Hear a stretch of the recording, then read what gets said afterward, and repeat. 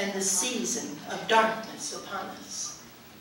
Yet we also see the rise of freedoms in the Middle East and Africa, the indomitable spirit of courage in the Americas, the fortitude and faith of the people in Africa and Asia, the enduring humanitarian spirit throughout Europe.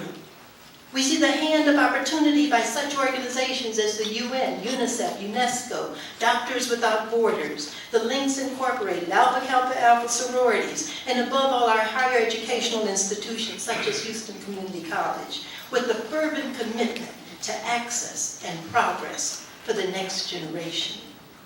This we see as the spring of hope and season of light. Today we are faced with critical issues that are impacting us each day and will impact our future. The path we decide to take as a society, the path we decide to prepare our future leaders, will determine whether we will be victors or victims.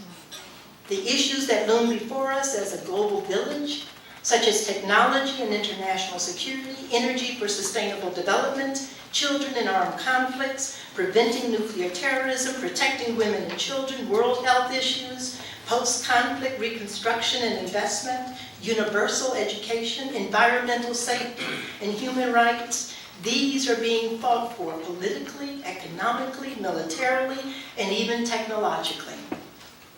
These were the basis for the commitment more than a decade ago of the UN Millennium Development Goals.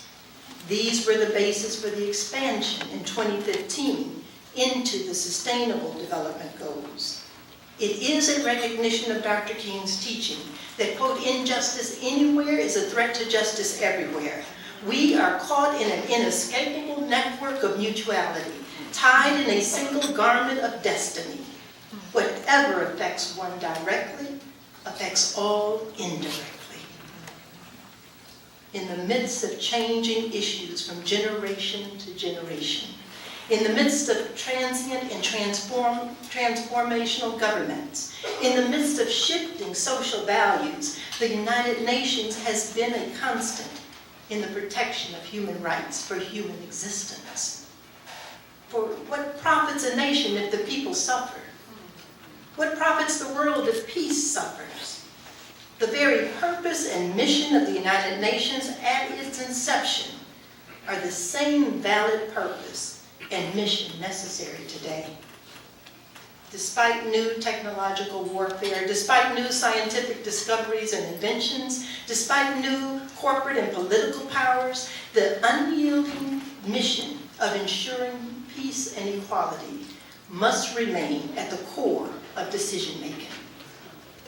In this room this evening, you have come as leaders to celebrate the great history of the African diaspora and to work towards ensuring the achievements have not been in vain. The civil rights movement has become the human rights movement here and abroad. In 1958, Eleanor Roosevelt toured the United States and came to Houston to establish the United Nations Association. And she stated this, quote, "Where, after all, do universal rights begin? In small places, close to home.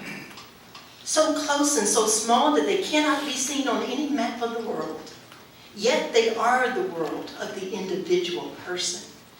The neighborhood he lives in, the school or college he attends, the factory, farm, or office where he works, such are the places where every man, woman, and child seeks equal justice, equal opportunity, equal dignity, without discrimination. Unless these rights have meanings there, they have little meaning anywhere. Without concerted citizen action to uphold them close to home, we shall look in vain for progress in the larger world."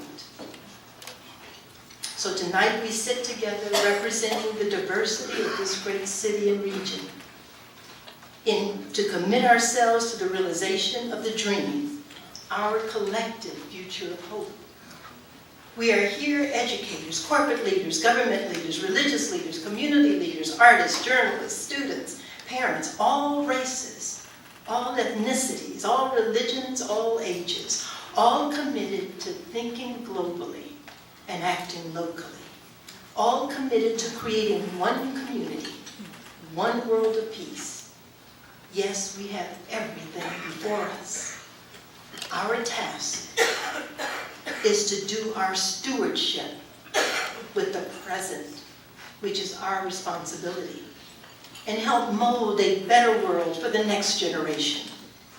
If we mold a world which ensures human rights for all, then we will have a world of equality.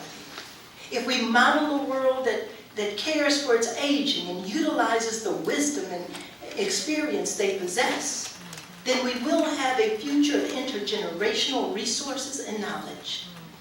If we model a world of environmental preservation, then we will have a future that Ben Franklin called green spaces, providing beauty and health and livelihood for all Earth's creatures, big and small.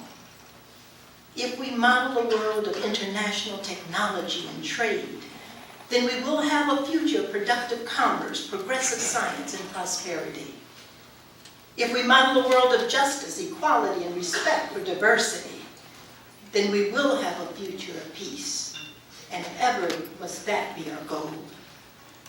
This evening, you have come together bringing your gifts, as Du Bois called them, gifts of a shared vision for this city, so we must write the vision. Gifts of a shared commitment to education. Gifts of a shared history evolving into a shared future.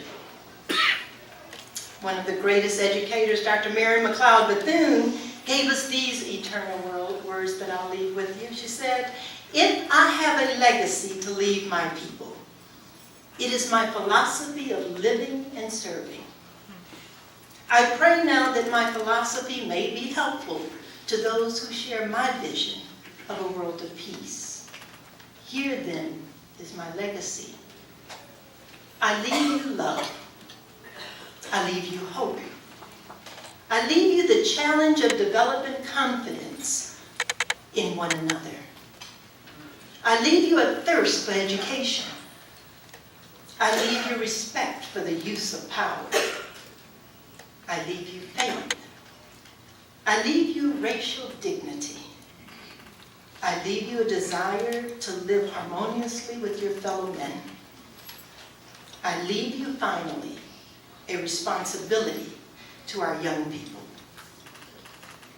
Yes, gifts of commitment to a new generation. These are the makings of the reality of the dream. These are the measures by which the winter of despair that blankets so many of our communities and countries can turn to a spring of hope, for together we are that hope. And perhaps one day someone will write, "It was the worst, it was the best of times. It was the worst of times, but it was the age of wisdom. It was the epoch of belief.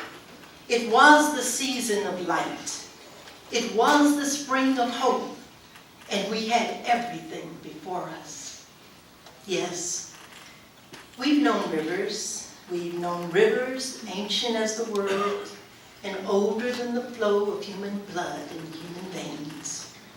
We've known rivers ancient, dusky rivers. Our souls have grown deep like the rivers. Thank you.